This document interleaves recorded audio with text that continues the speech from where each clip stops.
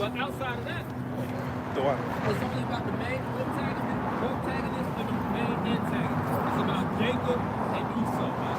Even the nations know them. They know them the dead in the scripture. They don't matter.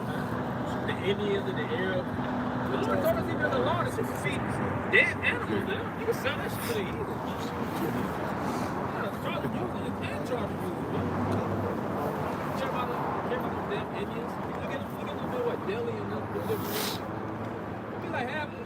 Like there's a lot of this. They got a billion population. There's a lot of them that live over there just stacked on top of each other. Yeah. The Lord feels bad about Indians stacked on top of each other, eating the worst diet, defecating in the streets like the Lord is dropping tears in the heavens. And the angels are just like, yo,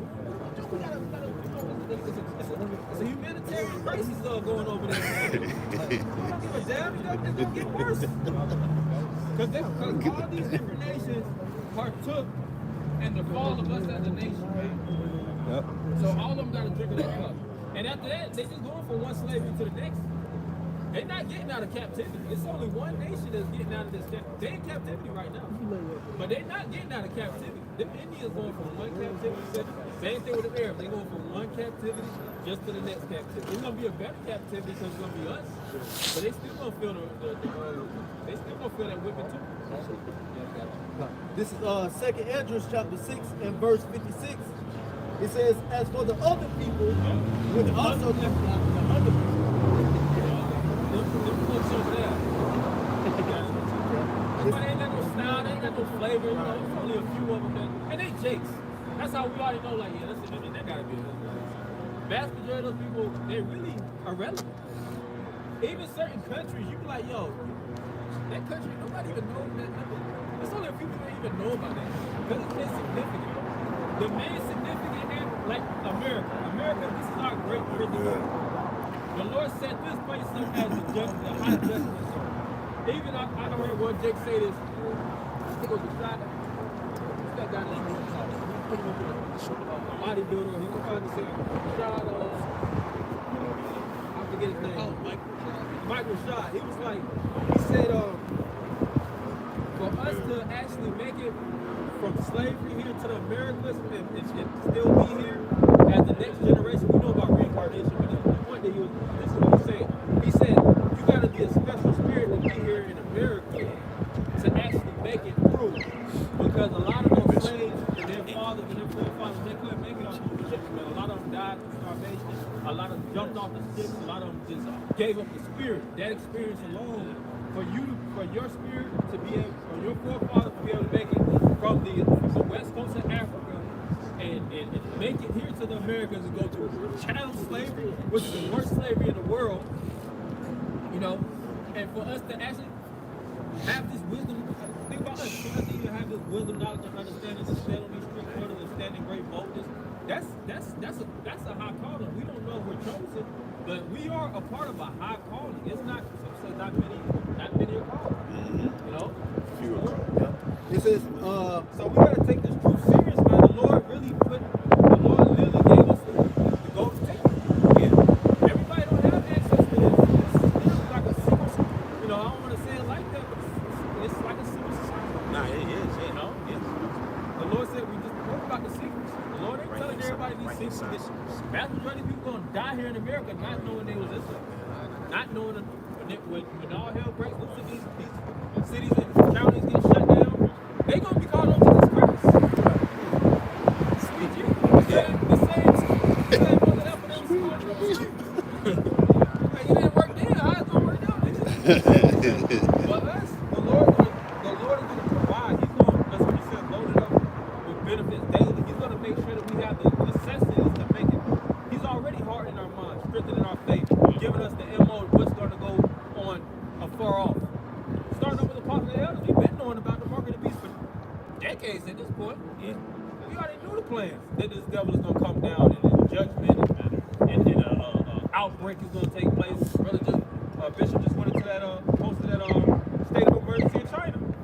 We already know these. We know everything about everything. We know that the scripture says knowing the ending, the beginning, the ending, and the midst of times. We already know the end all be all. It's about working out our salvation.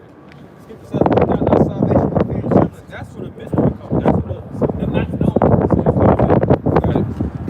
It says, Oh, you about to say? It's like the apostles say, when you watch the apostles, they say that, the elites, they run the same trick plays, Yeah. they do things in threes. Yep. So in the service, the prophet started with the apostles and elders. We already know this stuff. We already know that, what happened in 2020 is bound to happen when people are being shut down in their homes. The scripture says, be not ignorant of Satan's devices. We're not ignorant of it. And it says, be not ignorant of a small or a great matter. These are great. What we talk about on the highways and byways, these are great matters. The counsel of the wicked, the conspiracy, they call it conspiracy, but the ones that breed together, that's what the word conspiracy means. Covenants with conspiring. You got it. 2nd Ezra chapter 6 and verse 56. As for the other people, which also come of Adam, Which also come of Adam, they are Adam, so-called, they call them Adamites. You got it. thou hast said that they are nothing. Thou hast said that they are nothing. So the human race, it's only a few people that's respected in the eyes of Yahweh Shema Shai. And really, how you say the 12 tribes of the nation of Israel. It tells you in I think in Exodus.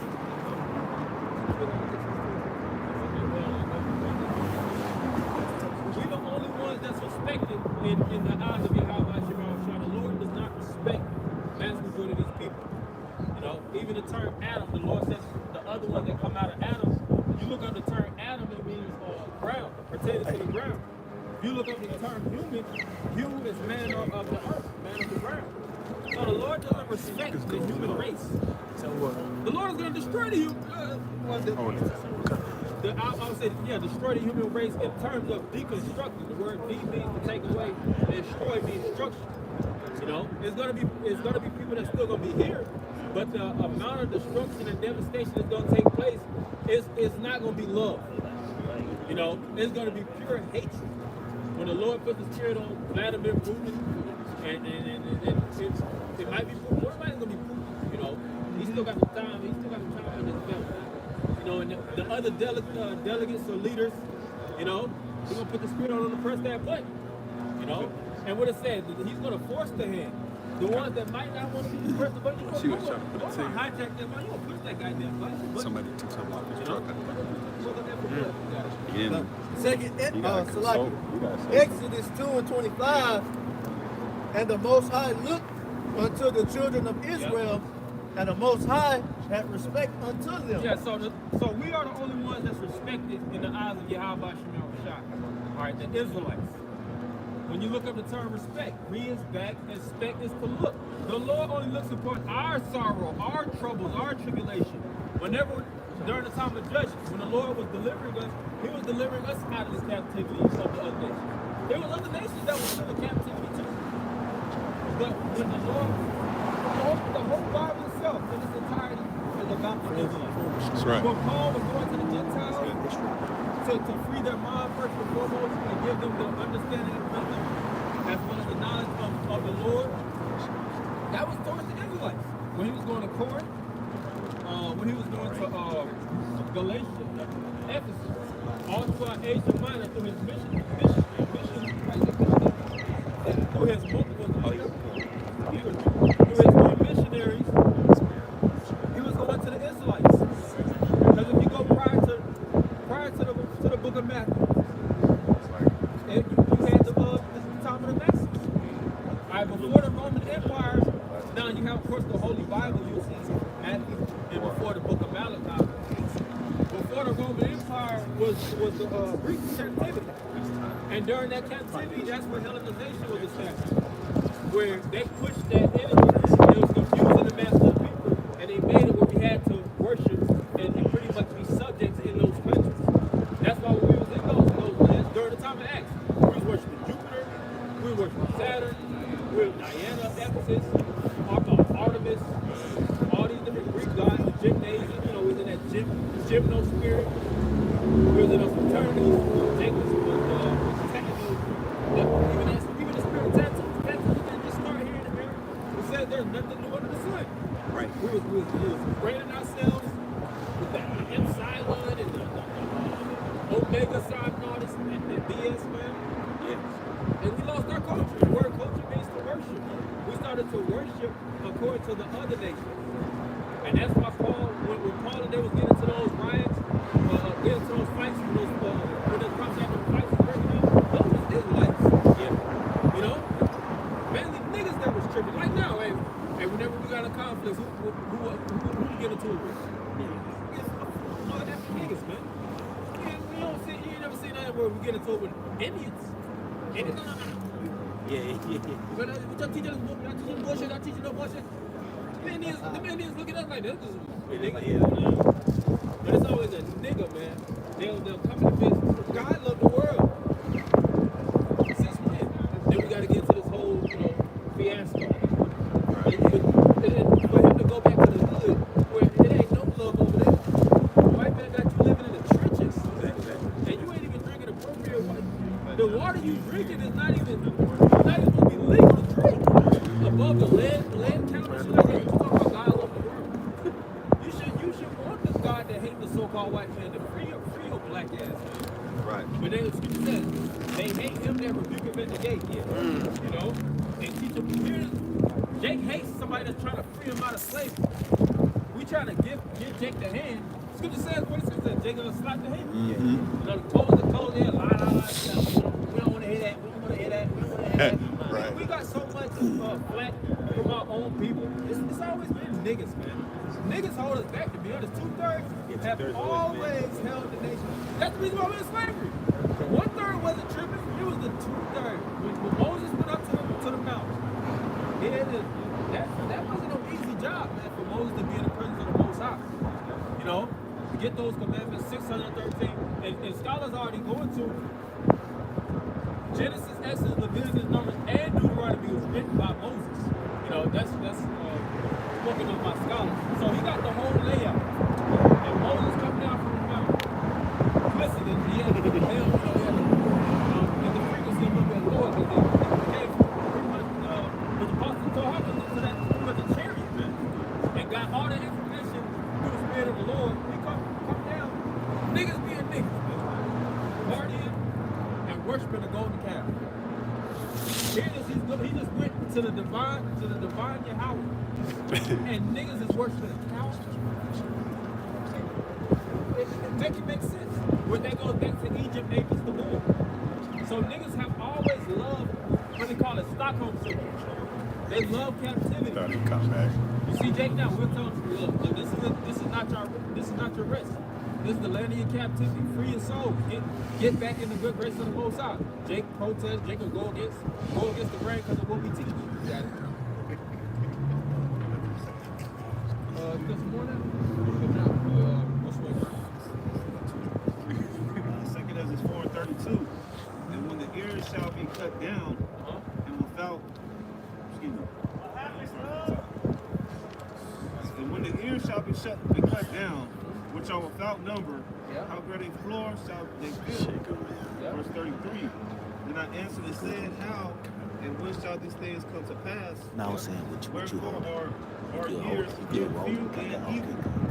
Verse 34. And answered me, saying, do not thou hasten above his heights? Do not thou hasten above his heights? For thy haste is in vain to be above him. For thy haste is in vain to be above him. For thou hast much exceeded. For thou hast much exceeded. That's much more. Yeah. You gotta you get that feet on with it. This is Ephesians chapter 2 and verse 2. It says, wherein in time past ye walked according to the course of this world. Yeah, it says, where in the time past you are walking according to this world, the course of according to the prince of the power of the air. And who's the prince of power of the air? Satan. Satan works through music. You know, he works through media, but the media goes back to the means. You know, that's the energy, the flow of energy. He capitalizes off that. He works through the money, everything. This man touches everything. I remember talking to brothers about this book that I went through a few months back, How to Outwit the Devil. And in that book, I think it was Napoleon, right? He basically had an interview with the devil. It's a fiction, but it brings out a lot of information. And he's talking to the devil, and the devil is saying, like, I run everything. I control the minds of the masses. I control religion. I control politics. I control institutions. I control education. All that's me. That's why even when you go into, like for instance, if you look at how prisons are structured, and you look at the educational system, it's the same goddamn thing. A prison, schools is built. These schools built like prisons, man. You know, and they're force feeding these people, these children, this curriculum that's adverse to Yahweh Shem Shah. They don't tell. You never heard that you was an Israelite in school, right? K through 12. He gonna tell you were African. You got colonized, and they gonna get operated to colonize and make you learn about Columbus Day. You know. You celebrate Thanksgiving and all these different holidays. What the hell we giving thanks to? You know? Making you celebrate you getting your ass whooped. You know? And all holidays usually revolves around culture. Like with us, Hanukkah, you have Purim. Those days really revolve around us actually gaining momentum over the enemy. You know? Purim, which is life. You had Haman and Agagite, he was pretty much he was known as the adversary. Right. Yeah. He was an Edomite. Yeah. And he comes out of that line of Agag, the Amalekite, which is really the Amalek goes back to those Jews, man, those Khazarian bastards. So that line, and it's already been recorded throughout history, has always they hated us the most. Esau hates us on the whole. Those Jews, those hook-nosed rats. They're the ones that fund. They're the ones that put the. The saying goes, to be more stingier than the Jews. Talking about finance. They're stingy financially, but they will put a pretty penny up to keep us in oppression. They put a lot of money into slave ships and all these different all these enterprises. It's funded by the bankers. All those bankers are JWOs. Hey, if you watch that, there's a video brother put in another group. Remember on Jerry Springer, they had like these kids, they were like white supremacists, like little kids. You know, it's kind of interesting. And one of the Jake girls got up, like, I'll put us in slavery, whatever. They're like, nah, it was the small hat. Well, you know, it was the small hat that did. But you know, but they said the J word. They show you right. You know, all you done was guilty. At the time, put you in groups. All you was guilty, but they that poor little small hat. Yep. They spearheaded. Yeah, spearhead operation. The mastermind. You mentioned Haman. So this is Esther 3, and let's start at verse 12. It says, then were the king's scribes called on the 13th day of the first month, and was written according to all that Haman had commanded unto the king's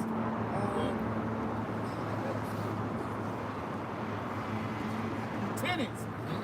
And it says, and to the governors that were over every province, and to the rulers of every people and every province according to the writings thereof, and to every people after their language, in the name of King Ahasuerus. Ahasuerus, that was Xerxes, and you see that Haman was pretty much the man on his wing, right? And he was in his ear talking shit about us. That was his whole MO, like, yo, niggas, man. Vocab. Right. Vocab. That might have been vocab. No, I'm joking. He was Haman. With the hat, with the hat, with that small hat. He was obsessed with Jake. Haman was obsessed with Jake. Yeah, Haman was. Yeah, he was obsessed. You know, because he knew that history too. Because one thing about Esau know that history, man. These devils don't just be playing video games. That's us, man. We the ones that be on the Call of Duty, you know. Right. So NBA and all this. You know, we the game players. Esau don't be playing games, man. Especially them small hats. They whole thing is about, you know what's important to them? Getting niggas. That's important to them. It says it is important for food to do business. Esau looks at people as game. You know? That's why he'll do everything in his means to get these niggas in captivity.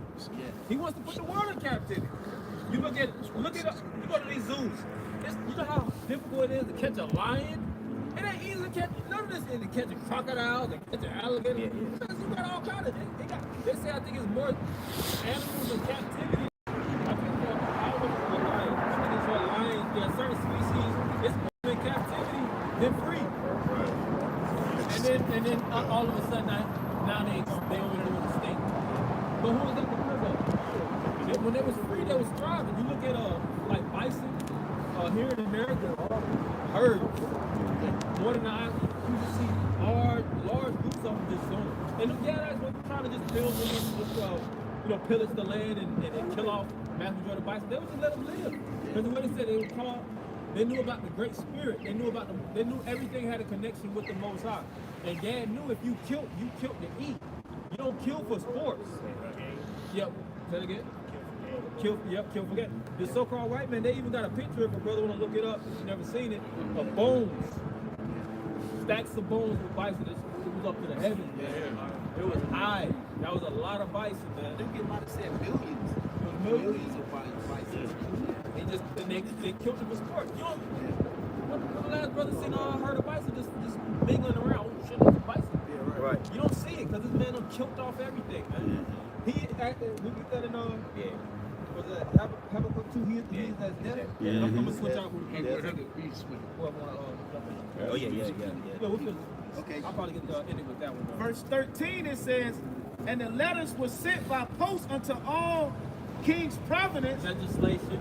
Yep. Harsh draconian legislation. And this devil, he got that pen, man. He worked magic with that pen.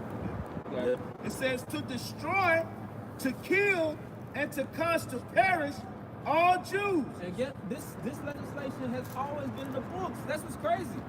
We going to the Roman expulsion there. Yep. This devil has always had some type of legislation just to kill us off. Egypt. That was the policy. Yeah. You know, kill off the firstborn. Yep. During the time of Yahweh, during the time of Matthew. Herod. Yep. Herod. Now. It's the same paperwork. Yep. You just gonna keep trying it, that thing. So these niggas go. You know? That's what this whole thing about the NWO. They already have the Georgia Guidestones. You know? What it said, to keep population at a minimum of 500 million. It said something after. It says in perpetual balance with nature. And perpetual balance. What does that even mean? Basically, and that's why they've been pushing out. That's why they've been pushing out overpopulation. Because they're saying that there's so many people in the world that the demand, the world is not going to be able to meet the demands of the amount of people. So they need to cut the population in perpetual balance with nature. But y'all didn't. But it's because y'all destroyed everything. But now man got to pay. Because the rulers that be that destroyed everything. You chopping that deforestation.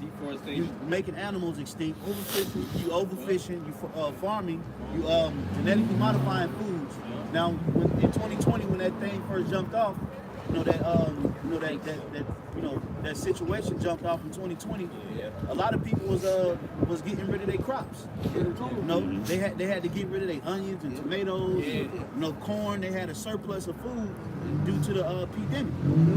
So a lot of people had to, they had to get rid of their shit. Now all of a sudden, we got to kill niggas and spics because we fucked up the world supply. Y'all doing bad deals with China and all the other people that you get your imports from. You just doing sleight of hand with everybody, but then now you're gonna make the citizens pay. Nah, you gonna pay. That's right. Taxpayers, consumers. That's how they call it in the political term. Consumers doing this. Consumers doing. We need more consumer spending on the consumers. Basically just saying niggas, man. They can't say niggas on television. So they're gonna make. They try to put. Esau was in the fall guy. Yeah. He's always had to have a scapegoat. Because when you look at a scapegoat in the law, you would leave it. Pretty much all the sins of the people will go on a scapegoat and they would leave it out in the mountain. Wilderness.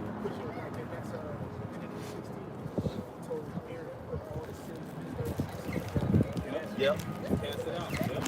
So this devil is looking to use us as a scapegoat. He's always tried to do his wickedness and place the blame on somebody. Because he don't want to take the blame. What happens? The trust of the people starts to dim. and they look for a new God, or they'll look for a new power to worship. They'll look for a new government, you know? So he's like, all right, nah, it's not us. It's the black Latinos and the Americans going all the way back there. He's like, It says, in verse 13 again it says, to destroy, to kill, both young and old. both young and old. Look at the Trail of Tears. That was legislation to kill off the young and old. It was old people on that trail, man. They had to make that long hike, you know, up to the point of the death. I think one street here in Georgia is like Trail of Tears Street. So I remember driving. I think this is like in South Georgia. Because Georgia got a lot of history pertaining to gas. Yep. You know? You got Ponce de Leon Ave right. A lot of rivers have named out of rivers. Yep. But do you give Gad the credit Stone for Mountain. what he has done to contribute to this land? And they over there drinking milk water. Etowah.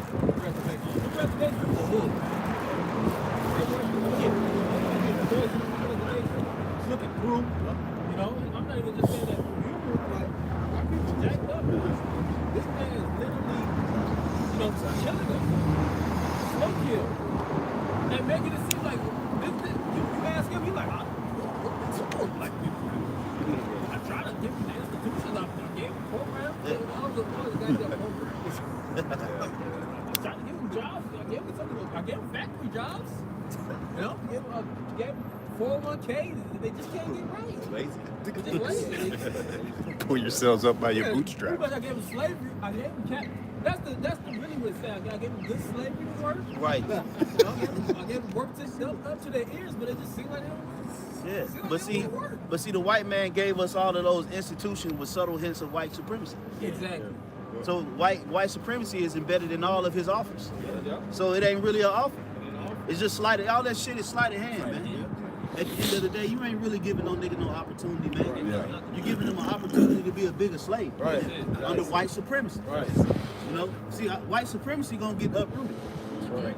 You know, through the spirit and power of Yahweh Shah. White supremacy is really the problem of the earth. That's the problem in the planet Earth is white supremacy. Or Edomite supremacy. You go to those jobs and they want to tell you about the CEOs and what they did to impact.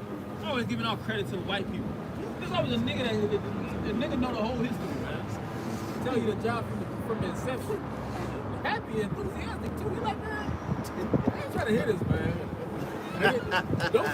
Don't come with an energy like you're not really feeling the job and you ain't got the job spirit. They gonna so now you gotta do. Like you gotta talk about you gotta do the shucking and jiving, man. You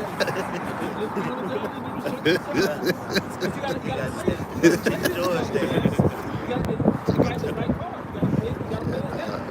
You must be certain shows you like, damn, I go on Jigsaw, Stone Temple, like, you gotta play the game, man. That's the only way you can win. Just to win him in his own game. And when he try to check this, that's what the most I will get. It says, But it is an act, like how the saying goes. I think Shakespeare said that the world is a stage and all the people are actors. You have to be an actor. You have to be a hypocrite in this world. You try to go to that's our problem we have with these other guys, and they try to come against us because we don't wear our garments with the fringes on the job, and we ain't telling everybody we Israelites. We not that's not written, man. This is an incognito mission. Well, the scripture says that he that departed from iniquity maketh himself a prey. So what prey do you know go around prancing in front of a lion's den? You're trying to blend in with the grass, or you're trying to, you know, like deer and just go and jump knee deep into an alligator.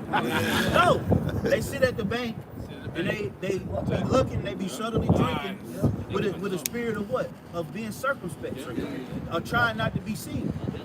What prey do you know just literally go and invite the predator into them? So that's why we move how we move, because we are prey in a predatory environment. Why is it serpents, man? See, certain of you Israelites, really to be honest, you just really Israelites by seed. You're certain of you guys, you're not Israel of the Most High. Certain of you guys, you just a seed. Really, I'm gonna start calling you that. You just a seed of Abraham, Isaac, and Jacob. You're not the real Israelites. Just to see the Abraham, Isaac, and Jacob. That's it. It's only about the elect right now, man. See, a lot of these guys think that they've been given some authority, but they really don't have the Holy Spirit, man. You know, they just got their Israelite. They got their borders of blue and their fringes, really, to be honest. If you want to be real. And just to see the Abraham, Isaac, and Jacob. That's why the Israel of the Most High. You have to do with the most. Like Yahweh Shah, when Yahweh Shah was on trial, the Lord wasn't doing too much talking, man. You know, he was using wisdom. He said, "Thou say." That's what you said. When Paul got put on trial, Festus was talking that cash money shit to Paul. He called him notable. A noble Festus. He said, "Oh, thou noble." He said, "Paul, thou hast gone mad." He said, "I haven't gone mad on noble Festus." What is that? That's using wisdom. Right. Soft answer, turn up away round. That's all. That's it. You start Wisdom, wisdom. King David acted remedial. There's a king, drooling, spitting on it. What king you would know that actually stooped that low to spit on himself? That's wisdom. He saved his life by doing that too.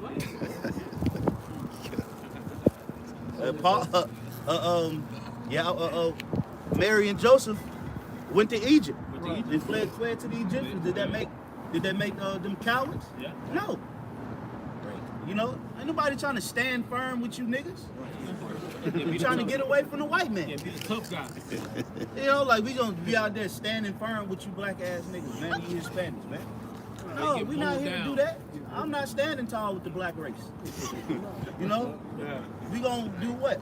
We gonna hide in the spirit and power of Yahweh Bashim Shah until he come and rescue us. The secret place, man. That's right. See, that's what's wrong with a lot of you cats, man. You wanna be Superman.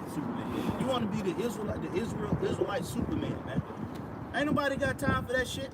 First of all, the so-called white man has a navy, a space force. Yeah. You got animals, drones, nigga got diseases, nigga got frequencies, nigga poison in the water. Nigga, you standing out there with your fist raised up in the air is not gonna help the situation. Yeah. And then threatening other blacks and Hispanics. Silence is just as loud as it is. No, it ain't. No, it's not. We don't stand tall with the black community. Okay? We stand for Yahweh Bashim Shai. And this is the only thing that the Lord emboldened us to do. This is be bold in teaching, be bold in our faith. But we ain't supposed to be out here climbing buildings and doing ops, missions and sneaking into the White House, in the back window, like it's some Mission Impossible shit. The Lord didn't tell us to do that, man. You get locked up, people called The Akyum. Nah, all over there in Demona. I know the Akyum probably could get a collector. All over there in Demona messing with them rats. They just doing things that's not of the spirit. Who told you to go to Demona? Nobody tell you to go over there. The Lord is going to set Israel back in their homeland. But see, that's the rebellion that comes with Jake, man. When you read up on your house, you see you had those willful Israelites back then. So ain't nobody standing with you black ass niggas no more, man. It's time for you to pay the price of rebellion very soon. And you see what happened, how the Lord bought it in 2025. The Lord bought it in 2025. Hot. Right. So what do you think? One thing that you know that how the Lord operates through the spirit, the Lord does what? He uses patterns and trends. It's just like trading. The brother know about trading. It's like it's all patterns and trends. Yeah. It's all about patterns and y'all understand. We need some strong readers today, man. That's right. It's all about patterns and trends. Because why? Because the spirit of prophecy is nothing but patterns. That's what prophecy is. It's things that the Lord spoke in ages before that's going to come to pass in the latter times. And how we'll know these prophecies are true is by the patterns of it. Or me and the priest Solomon was just talking, or you will see the implications of those prophecies. So for instance, the MOTV, you see a pattern of things that's leading up to that. World War III, you see what? A pattern of things that's leading up to World War III. So how the Lord works in patterns. So what's some patterns that we can show that this year is going to be a crazy year is how it kicked off. Because remember how 2020 kicked off. We had what? Money. Oh, Yeah, World War III was training because it's on the The mountain. Money got dropped in the wee hours of the 2020s. Oh, Coke. Oh, big 2-4. Yeah, I think it's 2-4 got knocked. Big 2-4. Remember, there was one more thing that happened. There was one more thing that had happened in 2020 that was major. But everybody was just what? On the edge of their seat. And then those few patterns, you know, it trickled down to what we have today. So we know that if the Lord brought it in 2020 as such, then what? There's going to be more situations that's going to be similar to those situations. Yeah, January 6th. Yeah, January 6th. And you had what in 2020? The transition of presidential power. Oh, that was 2021. I'm sorry, that was 2021. But January 6th. Yeah, because Trump left January 2021 and then Biden came in. Yeah, because he was 16, 17, 18, 19, 20. And then you're going to lose 25. I got a question. You got something, brother? Revelation chapter 22, verse 10. And he said, and he said unto me, seal not the sayings of the prophecy of this book, Yep. for the time is at hand. Yeah, the time is at hand. So basically the moment we've all been waiting for, when the curtain's open, the red curtain's open, it's showtime. Well, guess what? We're entering into that time. And that showtime in the Bible is likened unto what? Jacob's trouble, the hour of temptation, or the time of tribulation. Written up in the book of Daniel, the 12th chapter. That's the time we're entering into. Okay? Now, a lot of these people, they sitting up here, 2025, you know, I leaving everything in the past, and I'm going to be a new creature and all this. It's the same shit. Yeah, same shit. I'm not saying at 11:59, wherever you at, that's where you going to be in. The white man got something to say about that. Yeah, you got something different. That's what you ain't considered. You ain't leaving the white man in 2024. Because he coming for your ass. Yeah. That's the real Santa Claus. And the Grinch. Yeah. Let's Oh, start cooking, man. Yeah, you got. Oh, that's the spirit. That's what I had. Oh, you got? Second. Okay, good. Go ahead. Oh, okay. All right, good. Yeah, 2 Ezra 9. It says 9:1. He answered me then and said, "Measure thou the time diligently in itself." Yeah. So now we have to use measurements, but we don't have an actual physical ruler. So what are we using to measure time? You have to use situations and circumstances. Yeah. Because that's the only thing you really can use to measure time. Okay, and there's not a clock big enough to measure the time of the end. Okay, so what do we use? We use the signs. Go ahead, bro. And when thou seest part of the signs past, Part of the signs. Go ahead. which I had told thee before, Yep. then shalt thou understand that it is the very same time wherein the highest will begin to visit the world which he made. So let's talk about some of the signs, the part of the signs that they came to pass that the Lord told us about. Deuteronomy the 28th chapter. Okay. Did not the scripture says that there shall come a great falling away first? Yep. That's the sign that came to pass. Okay. World War I, Revelation the 9th chapter. That's a sign that came to pass. Yep. The dry bones coming to pass. Oh, the Lord sending Elijah the prophet was a sign that came to pass. What's some other things? The mystery of iniquity being revealed. These are part of the signs that came to pass. So that's how we know that we got to be close to the time where the Lord's going to visit the earth. It's part of those signs that came to pass. And there's more things that they came to pass. I can't think of them right now. World War II. The Great Awakening. The world. Yep. Great Israelite. Great Awakening. Yep. Truth shall be preached throughout all the world. Matthew 24. Yep. Matthew 24. Yeah, Matthew 24 chapters. Okay. Go ahead, I keep going. It says, verse 3, therefore, when there shall be seen earthquakes and uproars of the people in the world, Yep. then That's some signs that came to pass and still come to pass. Go ahead.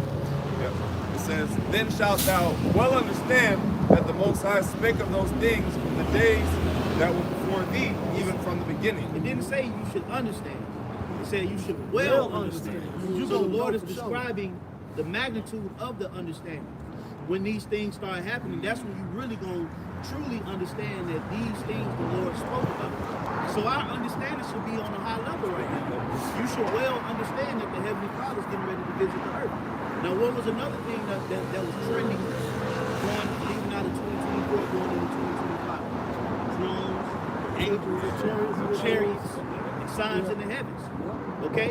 Then I believe, now guess what's getting ready to happen? It's a planetarium alignment. January 25th. Yep. January the 20th. 20. Okay? Yeah, right after the... no, the 25th, you're right. 20, But the inauguration is on the 20th. So, yep. But guess what? I believe it was somebody, I think it was the Lion. He was saying if you download the app, you can already start to see that they're aligning right now. Yes. You know, the Lord is already positioning every single planet in the Milky Way, Signs in the heavens. which is our galaxy. You know, is aligning. It's going to be perfectly aligned for a few weeks. And that right there is literally going to change the energy of the earth. Because what's going to happen is after they align, they do what? They reposition. Okay? They don't go back to the same position. They're going to reposition. And once these celestial bodies reposition, they play on the energy of the earth. That's in what? Acts the 2nd chapter. Okay? So you think it's a game? It ain't no goddamn game. This is real talk we talking about up here, man. But see, the world ain't felt the wrath of Yahweh Shah yet, but you're getting ready to feel something. Go ahead, bro. All right, come. It says, verse 5, for like as all that is made in the world hath a beginning and an end, and the end is manifest. Yeah, that's what endings do. Endings come with a manifest. You know, like if you when you work in let's say delivering packages or something like that, in the morning you go pick up what you call a manifest. The manifest is basically all of your stops and the amount of packages per stop. At the end of the day, you have to go and do what? Turn in the manifest. So you turn it in at the end. So because the end, everything what? It manifests. So you turn the manifest in at the end of your shift. Just how the Lord is turning in his manifest at the end of his shift, which is what? The signs. All these signs had to come to pass, which declares the end. That's the manifesto. The signs, the prophecies. Okay? I heard one of my favorite quotes. It's like a work quote. If you work in the office or just work in general, it says at the end of the day, it's the end of the day. Yes. That's it. At the end of the day, it's the end of the day. And that's really what it boils down to, the end of all things. And guess what, man? Like the scriptures say, better is the end of the day than the beginning. I'm glad we at the fucking end. Right. Even though it's going to be a harsh ending, and it's going to be rocky, at least we at the fucking end. It's necessary. Yeah. Because guess what? Imagine if we was at the beginning of our punishment. Now we got to, go into slavery again. And I don't want to be there. That was too much. Yeah. We was getting our ass tore up, man. But guess what? We fulfilled. That's why the scripture says, "O daughter of Zion, thy iniquity is accomplished." We almost there. You can taste the victory. But guess what? Your crown get ready to be tried. Okay? Take $10 million. Go back in time and fix all your mistakes. Give me the 10 mil, bro. Yeah. I'm not going through that shit. Right, no, I can't, no, that's too much, and there are certain things that we don't even know happen to us, that man, you probably don't even want to know about that stuff.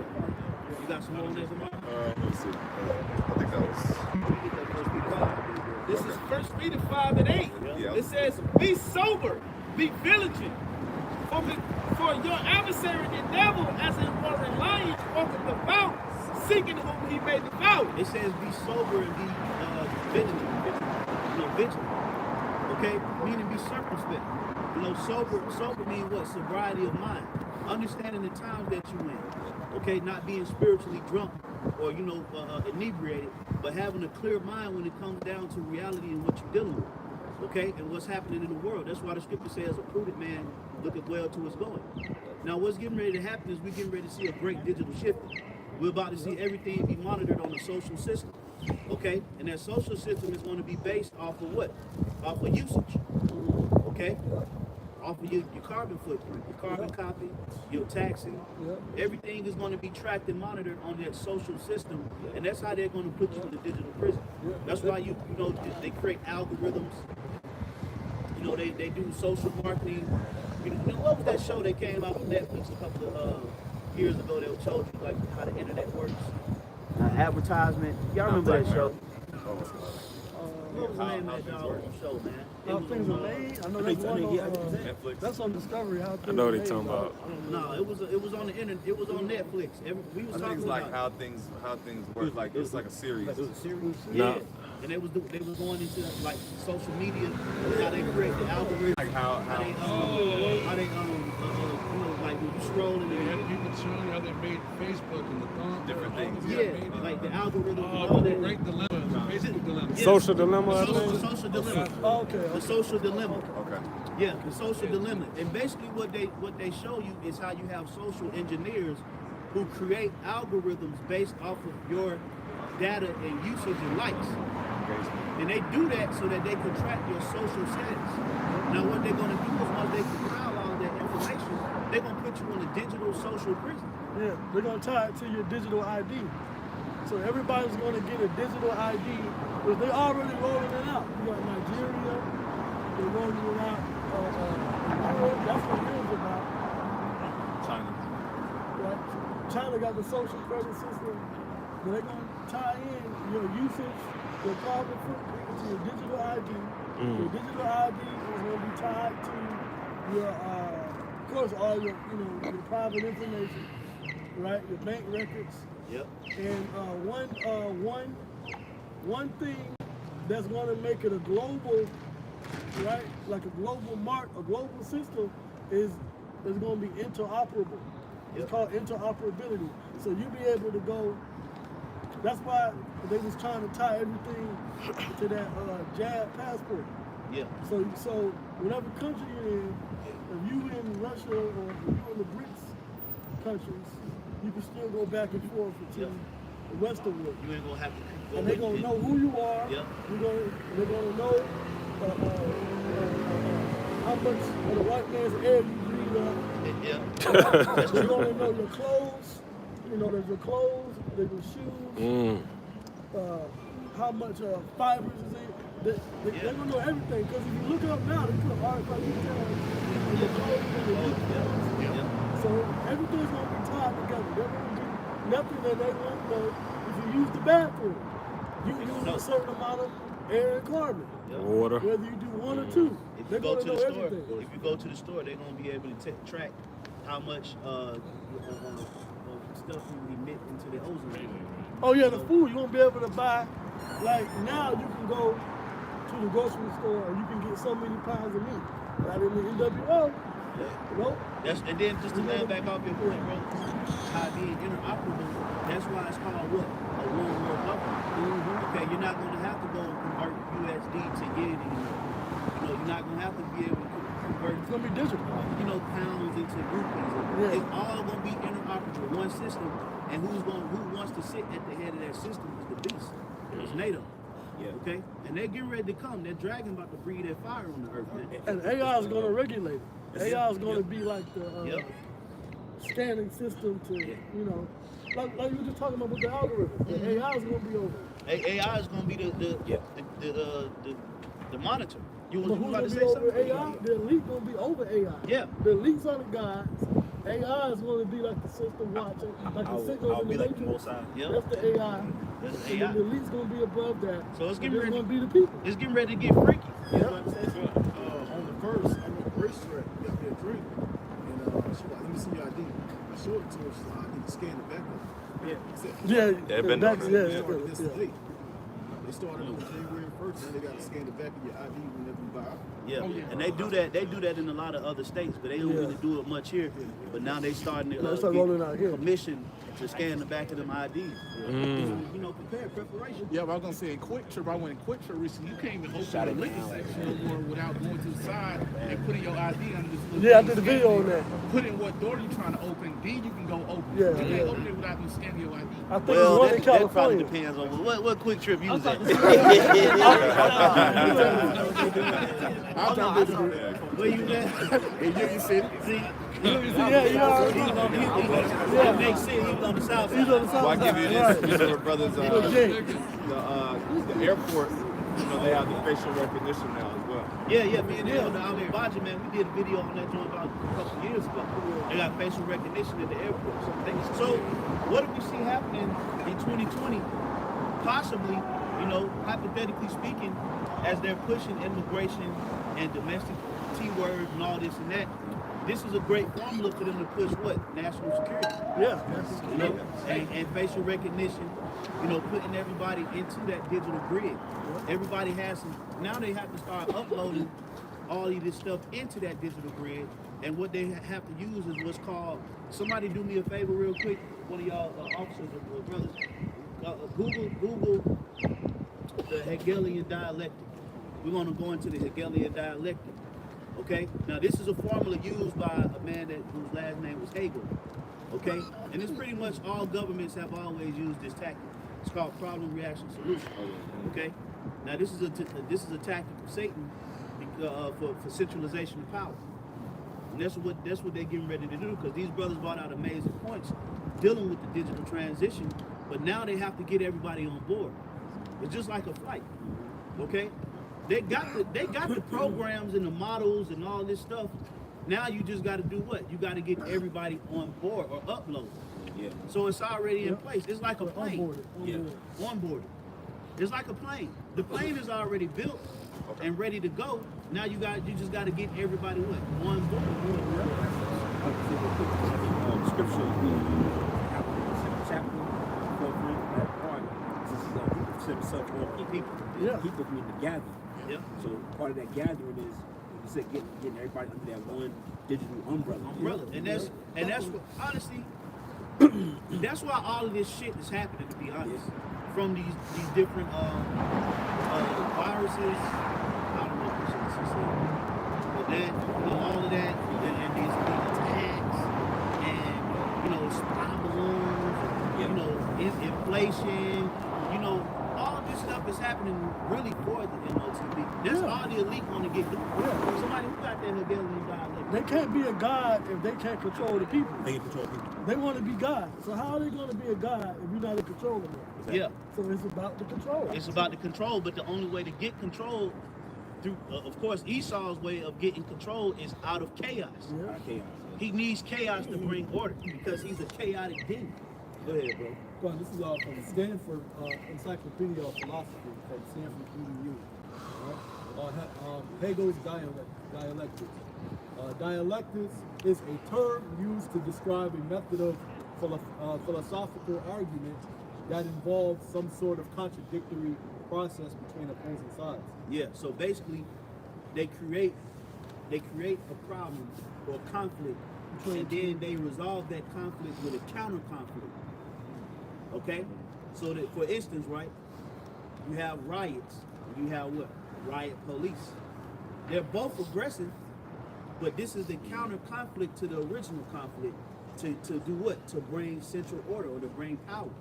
And what that does is it gives more power to the powers that be. So now they have to do what? They got to create some real deal chaos in America. Okay? Go ahead, bro. Division says the ancient Greek philosopher Plato, for instance, presented his philosophical argument as a back and forth dialogue or debate, generally between the character on either side and some person of the group to whom was talking about another situation, and the course of dialogue. Yeah. It was basically, you got I got the work, yeah, a little process.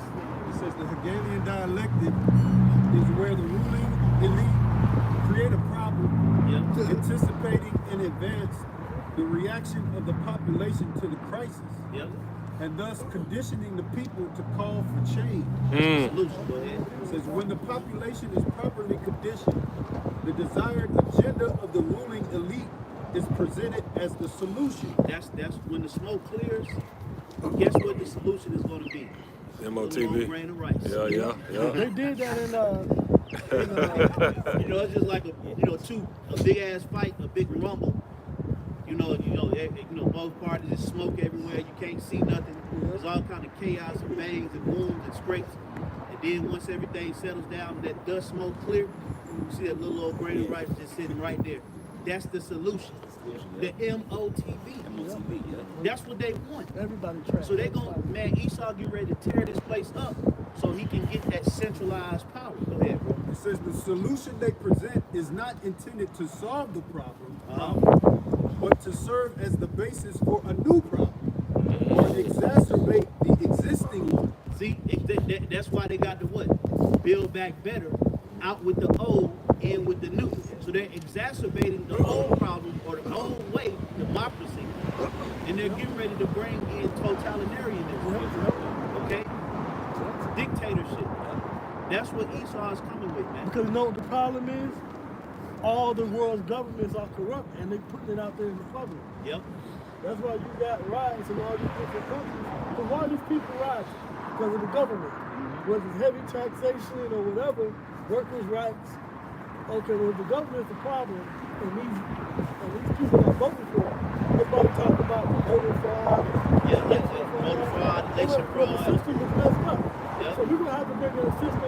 We ain't got to worry about voting no more. Yeah. We ain't got to worry about what you know. We're going to come in, and we're going to rule over you. And this is what, so now you ain't got to worry about it. And that's what it said, you will own nothing and love it. And look, and that's why they're creating what? A national security scare right now. You know, because they have to push a security breach in order to bring that. Because that's going to be what? So-called security. Yeah. That's why you think cyber security and all these things are $1 billion industries. Yeah.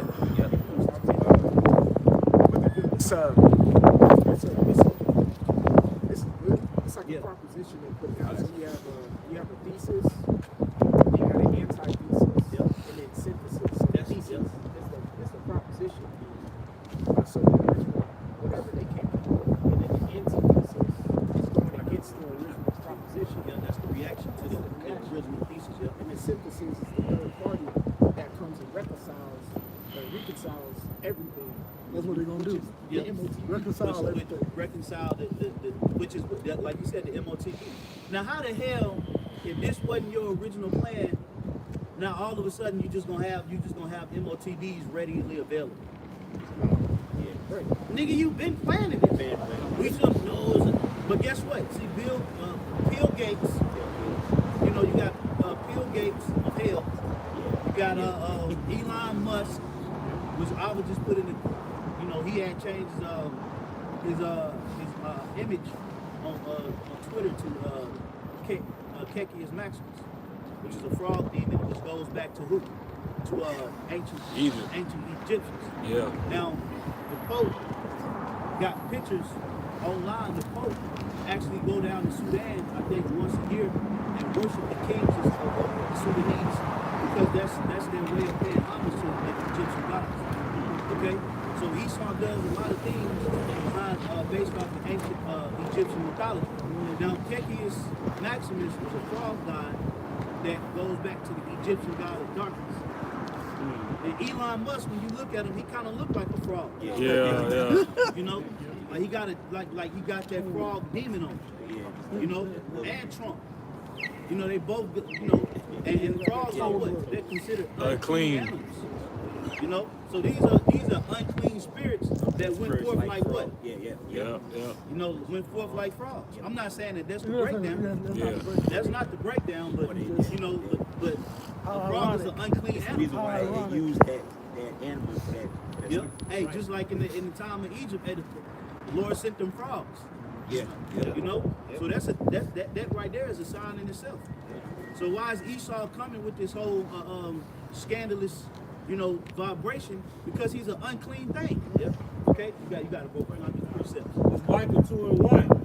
Woe to them that devise iniquity, and work evil upon their beds. When the morning is light, they practice it because it is in the power of their hand. Yeah, you know, see, every day these devils get up, they don't think to do anything good. Nah, we write those down, you know, hood, you know, help your brother out, and you know, do sit-ups, eat granola and shit. Esau don't wake up and think like that. Esau wakes up and thinks on how he can destroy and kill and pillage and lie. Thinking about, you know. So he said he practiced it in the morning because it's in the power of his hand, man. See, the Lord gave his devil power so in the book of Revelation, the 6th chapter. You know, Revelation the 6th chapter. This one here, Revelation the 6th chapter. Yeah, What I saw right now, Christian.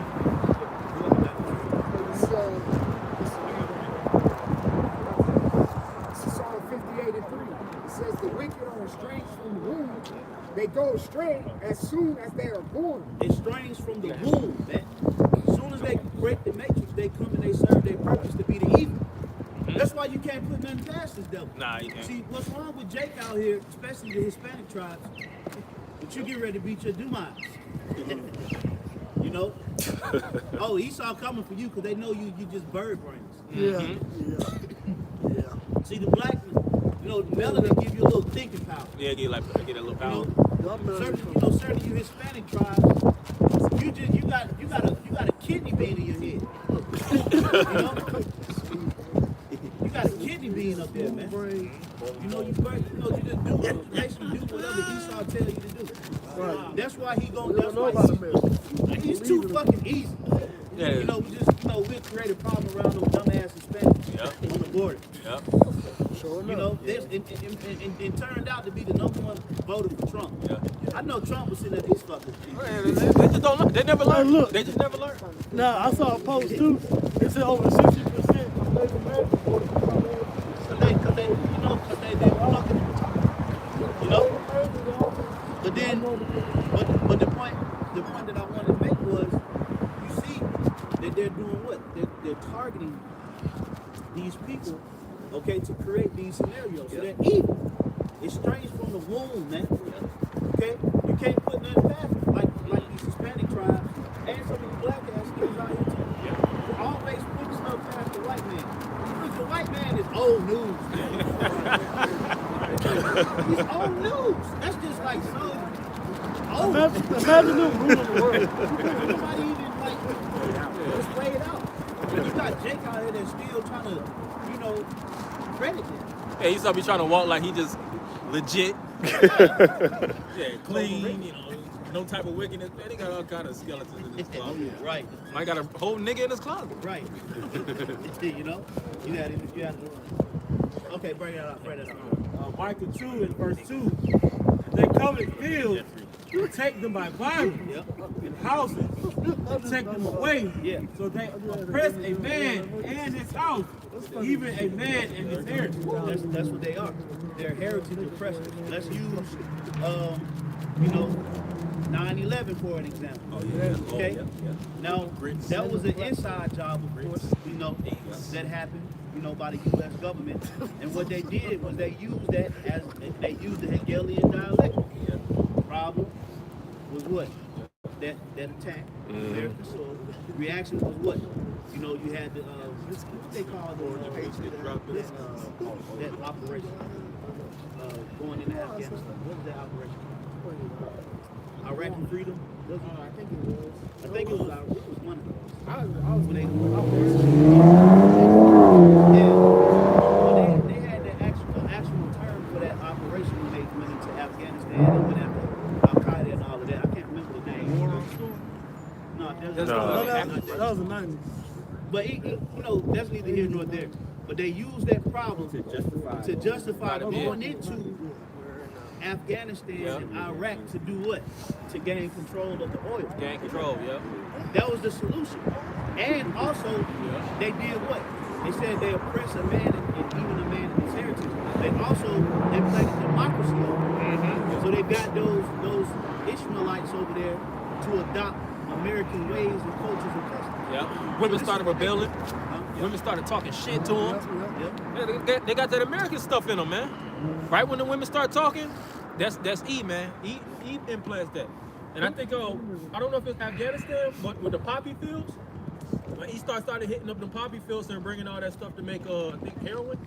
They were saying those people with the him on like drugs started to go rampant. A lot of people started to become addicts of those drugs because he was taking that from those fields, those natural fields, and he was chemicalizing it. And not only was he pushing it here in America, he was pushing it in the lands where he was actually getting those drugs from. So that's him. Nigga, Esau's the biggest.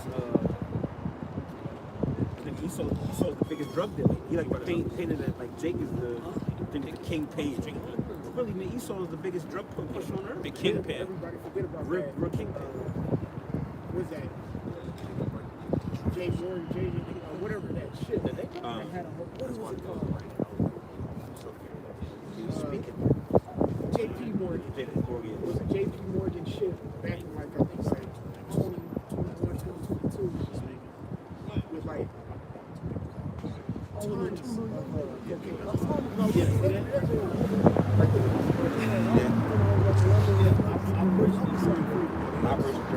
Yeah, and that's how they you know, they use these tactics to bring about their agendas. Okay? So that's how we know who that scripture is talking about that for us is I just read. Okay? That's talking about Eve, the so-called white man. That's why we calling his ass out.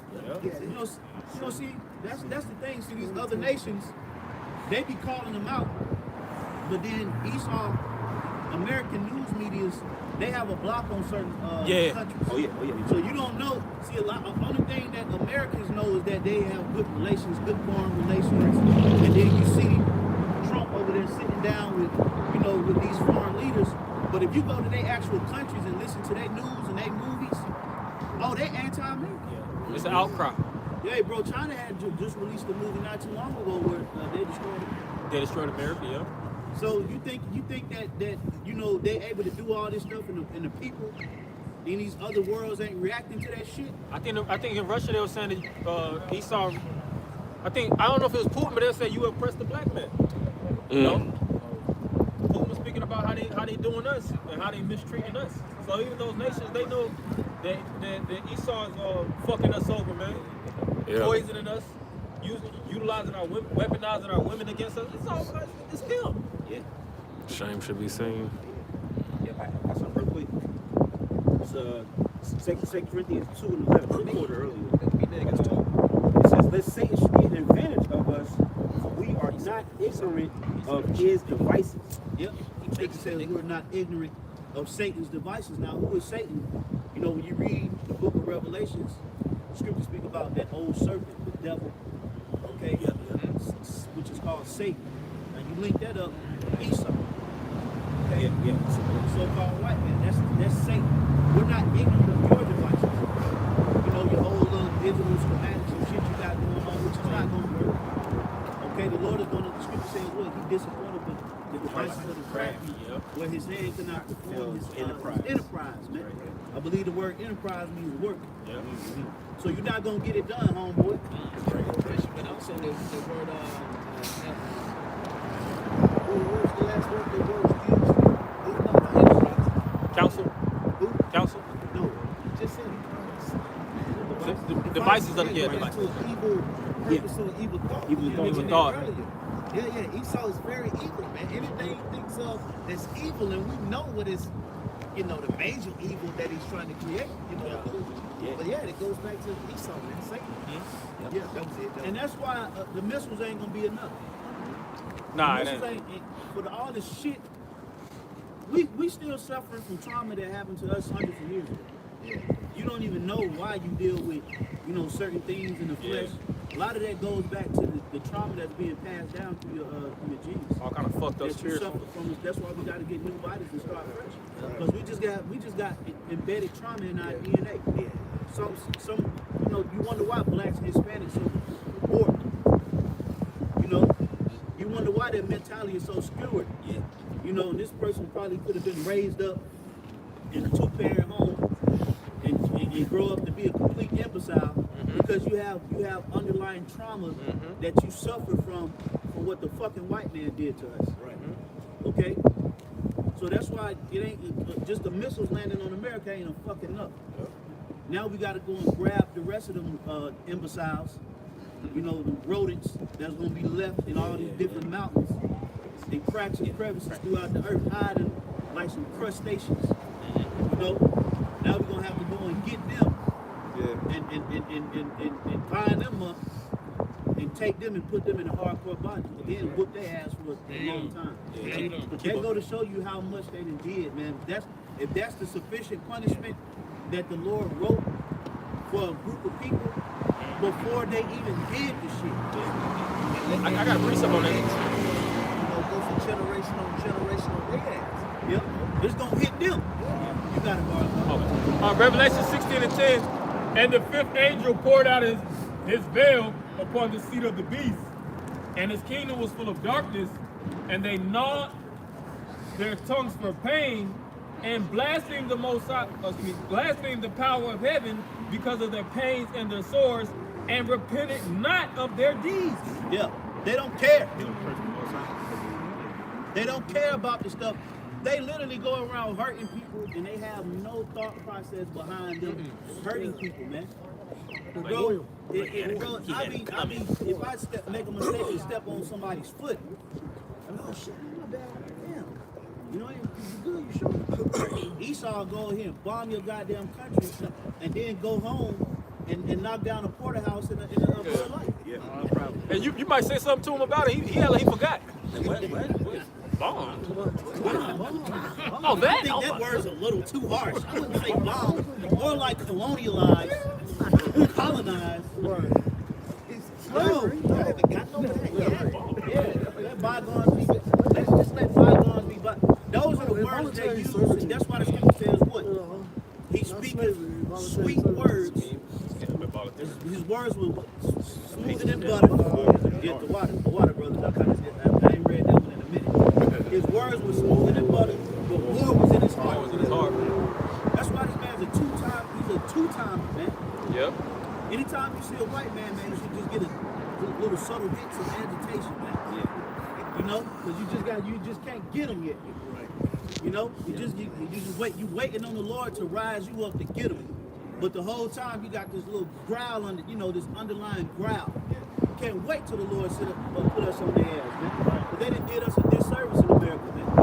Much stuff the so-called blacks, Hispanics, and Native and Central Indians have done for you and this land. And then you got your niggas out here, they still trying to get a white man to party. And the white man's still going hard. That's why scripture said they repented not, man. The so-called white man, you just got to get taken down and brutalized. So, since you put it like that, you can kind of see why like that turn would try to move on his behalf instead of doing what the scripture says, wait ye upon me, until I rise up against the fray. Because Jake, and Jake is ready to, he's ready to get off in this clown, man. Yeah. But we gotta wait though, you know what I'm saying? But you itching though. Yeah, you got some, brother? Yeah, I just want to go into his speech is smoother than butter in Bible Hubs. The phrase his speech is smooth as butter uses the imagery of butter to convey a sense of ease and pleasantness. Yep. In the Hebrew text, the word for smooth can also imply deceitfulness or flattery. Yep. And that's and Trump is a master class at that. I mean, he's such a, he uses so much flattery to gain the audience and listen. Very flattery. He's very flattery. He's real good with the ladies. Black people. Charming. He's like that boss at the luncheon. Yeah. The luncheon is the reason. The luncheon is because the company made the quota, but they ain't pay y'all the real money. Right. That's it. So the boss just throw y'all niggas a party. Yeah, throw you the party. Yeah, Well, that's Trump. That's Trump. Yeah, he got the fat check. Own business and companies. So Hit the quota. Eat a piece in the donuts. Hey, but that's why now, but see, like the elder just read that was a translation, right? This is the commentary. It's a little bit more, but the commentary. But like the elder just read that commentary, it described butter to show the smooth and the ease. Yeah. There was a guy, a cook, you probably know him too. But he had to say, he said it cuts like butter. Meaning when he smoked meats, all kind of tender, like hard meat, and he smoked it to the point to where he could cut it with a butter knife. And he'd be like, see, it cuts like butter. Just to show the ease of how that knife can glide through that meat. Well, that go to show you how smooth Esau words can be, man. If you ever sat down with a so-called diplomatic Edomite, that's why you have certain Edomites that the elite use as diplomats. Yeah. Because they just have this class, they have this diplomacy or this give the gab about Give the themselves, gab. where they can send them in foreign relations and they can actually talk a serial bomb out of. They could talk the detonator out of. Yeah, it. the negotiators. It was Negotiators. one movie show. I forgot what it's called, but he would go around and he would speak. But this is how the show would go. He would talk like one scene he was talking in the churches, and he just speaking, and all the people just buying into it. But this is how the show was. He would turn to the actual narrator. He like, I don't believe none of this shit. I'm talking shit to these people. It's niggas really. He was like, I'm just saying all this shit because I want more voice, so I gotta spill. And then he went back to the character certain shows to do that. He go back and that's it, House of Cards. But he had that gift again. Yep. And that's what Esau does. He's a wordsmith, man. And that's how he got you so-called black ass niggas and you Hispanics. Just filling your head up with words. Like the elder Abba always the word filibuster. Okay? We had a little bit more on that. A little bit more. This suggests that the speaker's words are designed to charm and disarm. Much like that melts easily and spreads smoothly. Yeah. See, that's why whenever you have a hostage situation, you have a situation where, the only way you can really kind of calm the situation down, you got to have somebody that can go and talk that person out of it. And they're not just going to get that microphone or that walkie-talkie to just any nigga. Because you get that microphone to certain niggas, man, that nigga going to hit kills. Yeah, he gonna knock you. Like, you don't persuade me to push the This button. nigga ain't talking about nothing, man. But then you give it to the right one, they can go and talk. That's how you think they talk people down off of suicide. Yeah. Because you have people that know how to speak smooth. So Esau does that. Yeah. But he does it out the spirit of deception because what he wants to do is eventually overthrow you. Yes. Okay? He really don't want your best interest. He wants to overthrow you. But in order to overthrow you, he got to do what? He got to deceive you. That's how he got the so-called Native Americans. Yep. That's why he the fucking devil. The devil. He deceived them with them smooth words. Oliver Cromwell and all them cats. Not Oliver Cromwell. General Custer. Oliver Cromwell go back to Ireland. Yeah. General Custer. All those different the cavalry and all those different guys that was going through native land. And they was sitting down with the chiefs. And they was talking and doing those peace treaties. But then they'll come back later on in the night, in the middle of the night where everybody's sleeping and kill off the whole village. Yep. But then they had a sweet talking Edomite that went to the chief to make everybody think that it was gonna be cool. Smoking the peace pipe. Yeah. Getting high and telling stories, laughing at all the jokes. Yep. And then we gonna get them in. Yep. Dancing around the campfire. Later on that night. They got the feather on the head. Yep. As soon as they dismissed him and they gave him hugs and he waved by, he got back with the rest of them. Edomites smoked their fucking ass in the night. Got him. That's what they do. Yeah. Like Okay? second kids. As a matter of fact, Yeah. Black man's favorite president, Abraham Lincoln. He from Major John too. yep. The message of war snatched away from you, right back in the slavery. Yep. Yeah, he finessed. Oh, black people got y'all suffer from some of the ultimate finessing in there. Yeah. Y'all got the super finesse, man. The Emancipation Proclamation, and everybody always talking about Bill Clinton. Right. Bill Clinton was the real black. That joke so played out. Obama, Bill Clinton was the real black president. Nigga wasn't black. Okay? But deceived y'all niggas. You play the saxophone. Obama. Obama. Obama, which we affectionately call Monkey Boy. Not even a Negro. Affectionately. We mean that to the depths of the heart. He deceived you black ass niggas. Right. You black people, you get finesse like you get finesse. I mean, you get finesse more than a little bit. Oh, shit, Kamala. Yeah. Forget about her. I cooked my greens in the bathroom. She was getting ready. Y'all was getting ready to put this clown ass bitch in office. Right. But that's why that goes back to what we always say. You blacks and Hispanics deserve everything that happens to you, man. Naive, man. You just like you a finesser's dream. Yeah. You a fucking finesse. You so easy to finesse. If we didn't have to stand upright, we'd try to finesse you. Yeah. But the scripture says we gotta walk honest among those that are without. You so easy to get.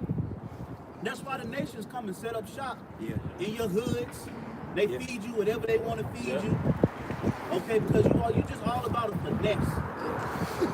You so busy trying to finesse everybody else, that black ass niggas and Hispanics and Native Americans, you getting finessed out of everything. Out there in the middle of California somewhere picking strawberries for 2 cents. Thinking you coming up. Then thinking that somebody's supposed to come to you in your every beckoning call and fight for your citizenship and green card, but you over here, doing Lord knows what with your liberty. Right. That's why really, to be honest, that's why the missiles got to come. Yeah. Let's get into that Revelation, the 6th chapter. This is Revelation chapter 6. This is Revelation chapter 6, verse 1. It says, "And I saw when the Lamb opened one of the seals, and I heard, as it were, the noise of thunder." Now notice it said, who opened the seal? It says, "And I saw when the Lamb opened." That's Yahushua. So Yahushua was the only one that was worthy of loosing those seals. And I believe it was how many seals? 7 seals. Okay, but it was only the Lamb that loosed the seals.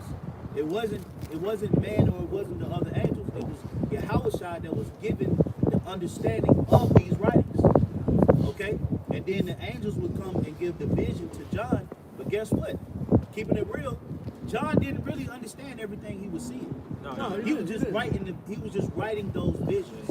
The prophets didn't understand what it was like. They didn't get it. He was just the Spirit was just telling him what to write. Okay?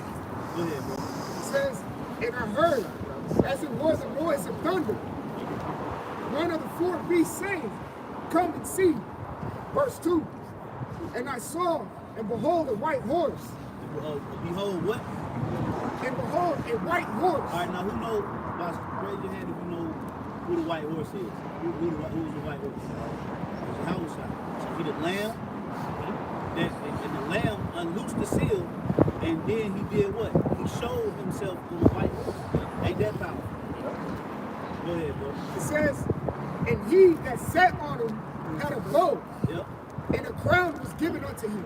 Yep. And he went forth conquering and to conquer." Now what does that crown represent? All the heathen nations that are in rulership that he's eventually going to conquer.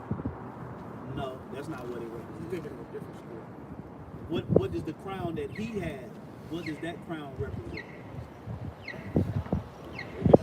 Huh? Rulership. This is simply rulership. Okay, go ahead, bro. Verse 3, it says, "And when he had opened the 2nd seal, Yep, I heard the 2nd beast say, Come and see." yep. Verse 4, "And there went out another horse that was red, and power was given to him that sat thereon to take peace." Now who is that red horse? Red. You know who is that red horse right there? Esau Edom. All right. And they said what was given to him? It says, Oh, you just read it, Salaki. okay. Verse 4 again, Revelation 6 and 4, "And there went out another horse that was red, and power was given to him." See, so we're gonna stress that right there. It says power was given to him. Okay? So this was a vision. And a part of that vision that John the Revelator saw was power being given to a red horse. Okay? Now that power came by way of what? The sword. So we all know that all of Esau's capabilities really is predicated on what was given to him. This is why Yahushua said, Revelation 1, "I'm Alpha and Omega," because what we're reading here is the pinnacle of his blessing. Goes back to Genesis and how Isaac. On the black horse. Isaac blessed Esau. Yeah, he said, "Oh, the fatness of the earth that you made is for you." I mean, what? By the sword, by shall live. That's that power that was given to me from the inception. Now all the way up to Omega. That's right. Oh, matter of fact, hold that. Get Ezekiel 21 and start at 9. Whoever, you grab Ezekiel 21 and 9. Okay? Because you got to remember, man, the Lord deals with sword play. Okay? It makes it a great story, man. I mean, you got some of the greatest movies always involve the sword. You know, The Sword and the Stone, Peter Pan. Yeah. You know, I mean, some of the greatest theatrical movies that you could think of involve the sword. Troy. 300. 300. Gladiator. Gladiator. Just the first one. Just the first one. You know, hey, some of the greatest movies come with a sword. Yeah. Oh, I tell you one of the greatest stories that had a sword in it. King David and Goliath. Oh, yeah. You know, bro, when you read the King Arthur.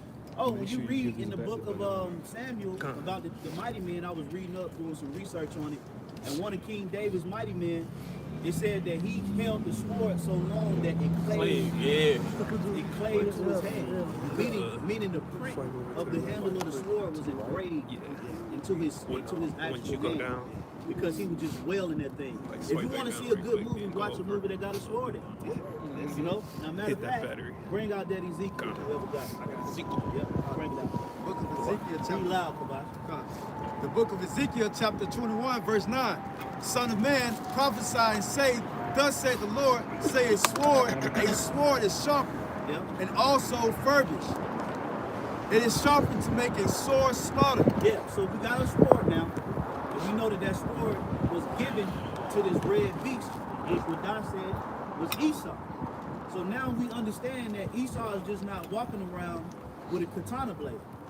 Okay? So what is this doggone sword that the Lord gave him? Guess what that sword was? It was weapon technology, man. Yeah.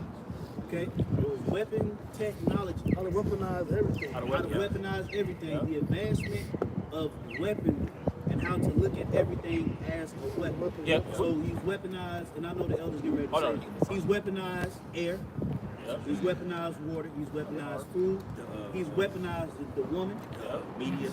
We just talked about it. Weaponized speech. Yep. Speech. So not only did he have a sword, because upon Esau's conquest for power, he really did start out with a regular goddamn sword. It is, yeah. You know, just to keep it quite frank and honest. He started off with a sword and buckler and armies, and then through his gaining of power and control and land and information and resources, he began to sharpen that goddamn sword to the point to where he sat down that brick and mortar sword and he picked up a more high-powered assault rifle. He picked up a missile. He picked up chemical concoctions, schools, pen. The blessing was expanded. It expounded. His words is His words. Oh, as a matter of fact, the scripture says what? He shooteth secret. Wet their tongue. Yeah, that's it. They wet their tongue. Yep. They wet their tongue like a sword, and they shoot in secret at the earth. That's Psalm 64. So like Kabash, the elder Kabash said, even their words are weaponized, man. So now you see how broad that this goddamn devil has opened up his weapons box. He turned everything into a weapon. What they call that when you open, in those military movies, they open up they shed, they got all those armory. This nigga's armory is too deep. Yeah, deep. You gotta do. That's why you certainly you Israelites out here, you don't know what you up against. And that's why the Lord likened him just unto the sword. Because he really is a weapon. He was Esau's whole MO is he's the embodiment of destruction, the harbinger of death. Yep. There ain't no reasoning and logic, and we try to find love in the devil. Even if you like downgrade it to okay, a gun, what Jake and come in people be having, right? Remember back it's years back when he brought out that the gun that would shoot 1 million bullets. Oh yeah, Oh. in a minute, man. Them bullets were coming out the gun so fast. It looked like sparks. It looked like water. Yeah. It looked like actual liquid or water streams. You gotta be careful with this devil, man. He ain't nobody to play with.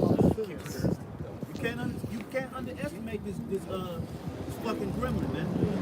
That's why you gotta fight him with the Holy Spirit, because that's one thing that he can't weaponize. That's it.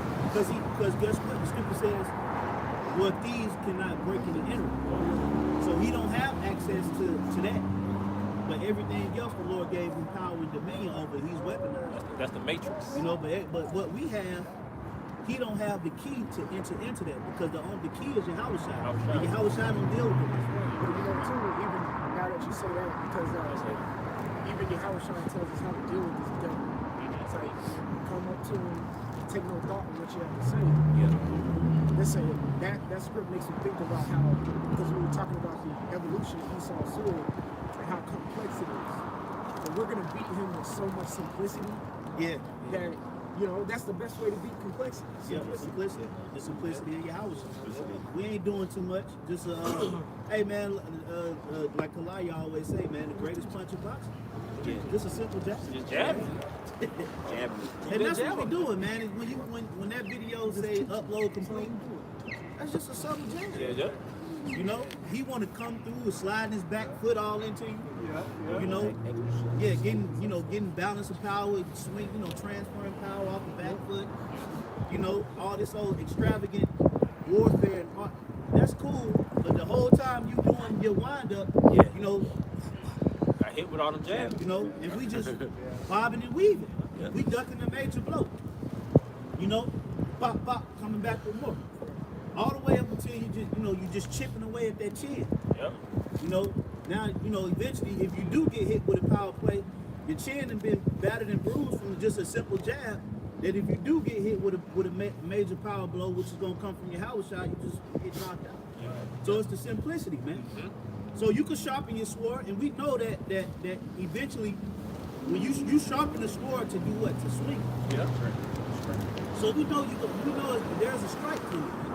We know that Esau is getting ready to do something that's going to land a devastating blow to the children of Israel, man. And that's why we warn you. That's why we come out here and warn you, because we're the prophets, and we actually care. Yeah, right. You know? Yeah, because we talk about the Lord's sword. It's Isaiah 34 and 5. For my sword shall be there in heaven. So the Heavenly Father got his sword. Even though he had Esau, see, Isaac, because the Howard shot, gave Esau the sword. But now he's going to take the power back. For my sword shall be bathed in heaven. Behold, it shall come down upon Idumea, which is Edom, and upon the people of my curse to judgment. The sword of the Lord is filled with blood. It is made fat with fatness, and with the blood of lambs and goats. That represents a sacrifice. With the fat of the kidneys of rams. And Pastor Har always going to how this is that great altar. America's altar. And America's an altar, and the people here are going to be sacrificed by the Lord. That's why the smoke. Oh, I'm sorry. That's why the completion of the sacrifice is going to be a smoky. The smoke shall ascend. It says, for the Lord hath a sacrifice in Basra, which is America, and a great slaughter in the land of Idumea. A great slaughter, not just a regular slaughter. A great slaughter. It's coming. Okay? So this sword that we're talking about is getting ready to get put in the full use, all the way up until the Lord's sword comes into play, which is when those missiles drop. And once that drops, really that's going to be about the end of the sword. The scripture says that nations is not going to rise up against a nation anymore. They're not going to lift up a sword again. Isaiah 2nd chapter. So that's going to be the end of the sword play. But that don't mean that's going to be the end of the ass kicking. No, it's still going to be some asses to get kicked. But it's not going to be war. We're not going to war with Esau. And we will have praise of the Lord in our mouth and a two-edged sword in our hand. We got songs.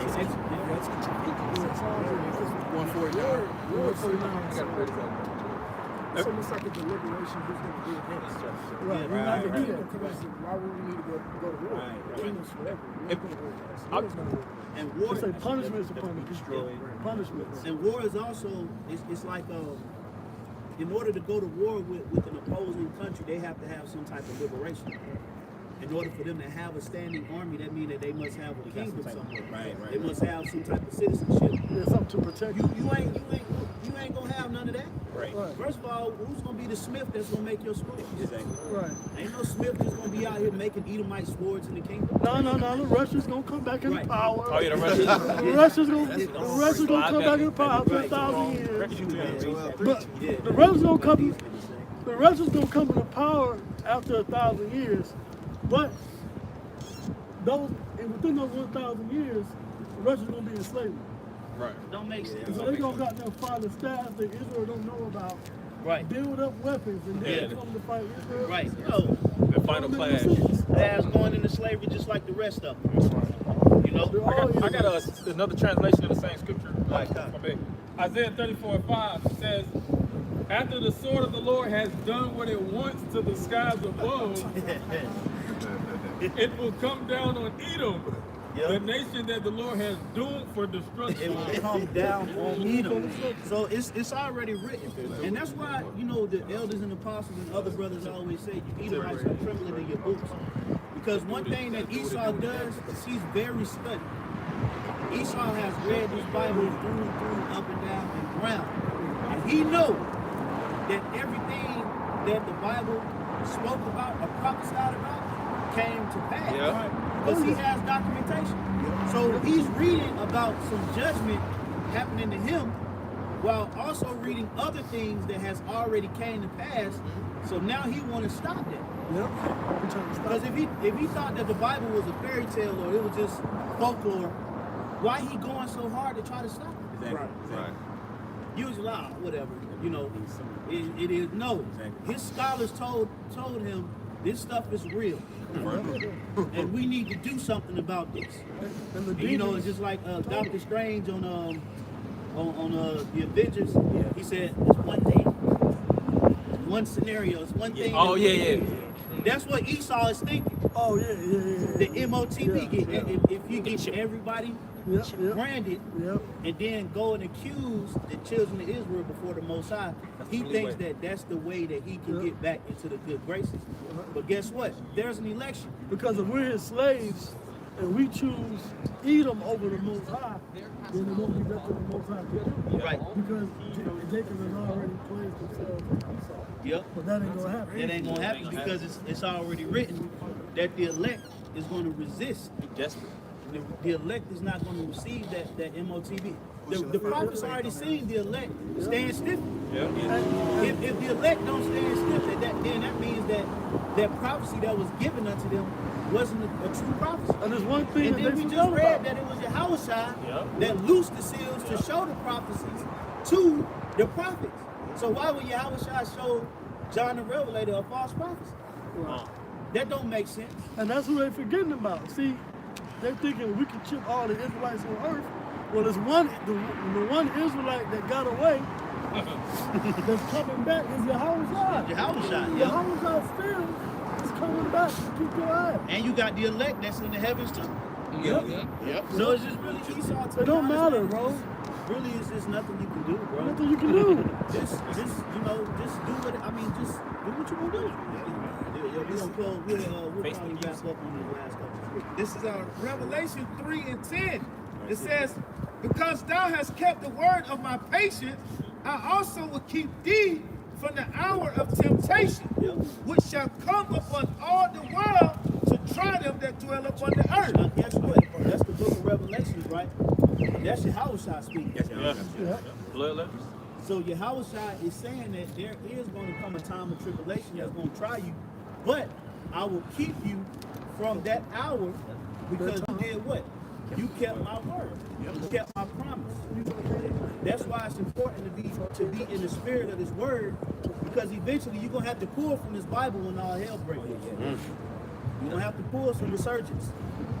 Okay, some reinforcements that's right here in this book. You're going to have to keep it. you're gonna be in a scenario, and biblical understanding is gonna be the only thing that gets you out of that situation. That's right. Because you're gonna have to keep that word. And what a lot of people don't understand is that you have to go through the practices of pulling it.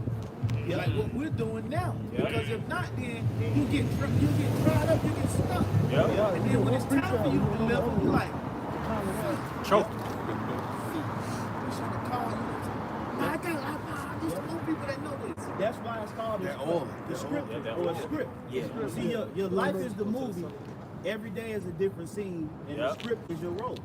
So when it's time for you to play your role, If you don't know it, and you don't know your word, you do what? You get choked up. You're like, I forgot my script.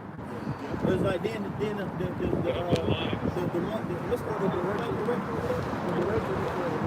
you can get in trouble and get replaced because they was like, well, you're not studying your role. Yeah, right. You got to This is literally the script reading for a movie. Yep. Before they actually start filming, they actually together at the table. Yep. They read over the script. All right. they call them sides. Yep. Sides. And then we come out here and we do what? We rehearse it. That's why the brother said in order to keep the word, you gotta be what? You gotta practice it, you gotta rehearse it. So you can remember. That's why the scripture says, I will stir up your pure mind by way of remember. And guess what? The world is the what? Stage. And the Most High is what? He's the director. That's why they call him God of Theos. Okay, which goes to theater. So your life is the movie. Every day is a different scene, and your role is the scriptures. So that's why you got niggas that fall out. That's their role. Okay, you got brothers that do miracles and signs and wonders, and that's their role, and it's right here in the scriptures. Okay, so if you want to be one of those ones, you got to do what? You got to rehearse it. You got to put it on. You got to act like you want it. Okay, because otherwise, when the red curtains open up, and it's showtime and the lights come on, and you go up there and fumble, the Lord ain't gonna be able to keep you from that temptation because you didn't keep the word. Okay? So you gotta be in the spirit of keeping the word. Fuck your emotions and how you feeling about something. What does the word say? Which that word is that seal. Huh? The word is the seal. It's the seal. Yeah, it's the And seal. Yahweh then loose those seals to give you the understanding, but you gotta play it out though. You gotta play this thing out. Because everybody gonna have to play their role out, but you won't know what your role is. But if you want your role to be solidified, follow the script. Put on that the lip. Put it on, just follow the script. All you gotta do is follow the script. Don't go against the script. Stay in the Bible. Stay in the script. If you do that, the scripture says what? You can make your calling of election what? If the scripture says what? If you do these things, ye shall never fail. Instructions. That's what to structure in. Like with Egypt, the Lord told us to put the blood on our doorposts, and the ones that listen to the command, did the Lord just destroy them just because he felt like it? No, because he's bound by his own word. Yep. So it's like, all right, that's the catch of it. I listen. I'm bound by my own word. I'm a man of as the saying goes, I'm a man of my word. If you do then you good. Yep. If you do this, then this what I'm gonna do. And guess what? We lie before the Lord lie. You know? Right. So just remember that as we see these times turning up, keep the word, man. Fuck the emotions and you know it's just a role, man. Yeah. Okay? It's just your role. It's just what you gotta do in the movie. It's the script. You can't get caught. That's just like everybody, you got a thing now called the main character syndrome. Yeah. Everybody's not the main character, bro. I'm not the main character. Even in my life. I'm not the main character in my life. Yahweh is. Because this is his movie. We just playing our part in his movie. Some roles are bigger than others. That's why you have the head apostles, the disciples, King David. They have bigger roles, but the main character is Yahweh. So we all just gotta fit into our role and play that role to the best of our ability. You could just be somebody in the movie that's just a quick janitor mopping the floor. You gonna get mad because you ain't the principal? Nigga, you still in the movie. You still gonna get a check from the movie, nigga. Get that check. It's a lot of movies that big stars played in. Well, there's a lot of major movies that big stars played in. You don't even know they're in the movie because they said just give me a big part. Yep. And you don't know until maybe an interview. Yep. Or maybe you probably saw, oh, he was in here? Yeah. Hey, Spike Lee broke a lot of actors. Yeah. And they had smaller roles, and through those smaller roles, man, they grew into big actors. Ice Cube. Yep. Cube. Samuel Jackson. Yes, You know, it all you got to start somewhere, man. And the Lord is just telling you keep the word, and He gonna make you big. Yeah. He gonna make you a star. But you gotta start. You gotta start now. Where it's not the best. This ain't the best position right now, but it is the best position. Yeah. But we still at the bottom of this thing. You know, we ain't sitting up there with the kings and princes of this world. Right. We ain't eating 5-star Michelin meals and, fine dining. We fucked up. Yeah. But guess what? This is the best position right now because this role, if we land this script and we hit it on the head and the director see that we kept the script, we're gonna be a big movie star. Oh yeah. So you just gotta stay in position of it, man. And Just everybody keep want to the be script. everybody want to be a star at the end of the day. You know. Hey, I want to be a star, but I want the Lord to make me. Yeah. You want the award. Hey, I was trying to champion. Get to the gospel. Yeah. That's a good point. See, you see how the Lord just set everything up so wonderfully? You got to close in scripture for me. I got a question for you. This is Luke chapter 12 in verse 43. Blessed is that servant whom his Lord when he cometh shall find so doing. Verse 44, of a truth I say unto you that he will make him ruler over all that he has. Look at that. So blessed is that servant that keeps that when the Lord come back, He finds you occupied in what? In the script. And that way He gonna do what? He gonna set you up over cities. And those cities are gonna, guess what? You gonna have Jakes in those cities that you gonna be over. Yep. That's why I say you shall be sitting on the throne judging the 12 tribes of Israel. Meaning that you're going to have authority over Jacob and the heathen. So the Lord's going to put us in a very high position of power, but we have to keep the script. That's the only way the Lord can trust that we official actors. Or we official, stars, so to speak. So He can set us up and give us that big role, that big movie, that big that main character, so to speak. That big check. Okay? So that's why you gotta lock in, man. And when the curtains open, man, the director don't close them curtains. When it's go time, hey, it's either hold or you fumble. It's time to execute, man. So brothers need to be locking in right now. Everybody need to be locking the fuck in. Okay? Because the curtains is getting ready to open and the lights getting ready to start hitting. Okay? Who had to close it? Get that it's high time away. I'll get a quick one. Wisdom of Solomon 6:21. If your delight be then in thrones and scepters, O ye kings of the people, honor wisdom. Honor what? Wisdom. Now, wisdom is the proper application of the knowledge. Meaning the things that's written of in the scriptures, you apply those things on a daily basis. If you delight in thrones and scepters, now a throne is where the king sit, and the scepter is the staff that the king holds to show his rulership. Okay?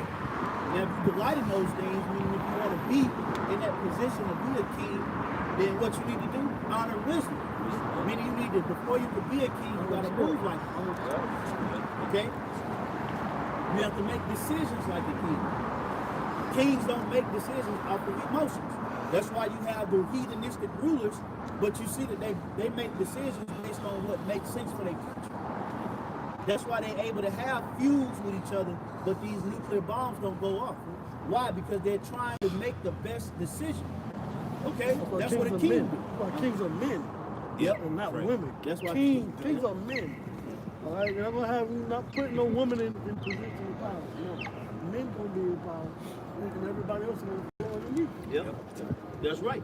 And you have to honor the wisdom first. That's wisdom. That's wisdom. Okay, go ahead, Bargo. So like just jump to verse 20 and read out. But therefore the desire of wisdom bringeth to a kingdom. Yep. If your delight be then in thrones and scepters, O ye kings of the people, honor wisdom that ye may reign forevermore. Yeah. So honor wisdom, because the desire of wisdom is what brings you to the kingdom. So it's not about being the Billy Badass of Israel. It's not about being the being seen or having the crumbling intros and backgrounds and being it's about honoring wisdom, knowledge, and understanding. Having a working understanding of that. So when this thing really kick off, you start to make decisions in the time to take a trouble that resembles a fucking thing. Everybody's gonna look at you like this man is poised.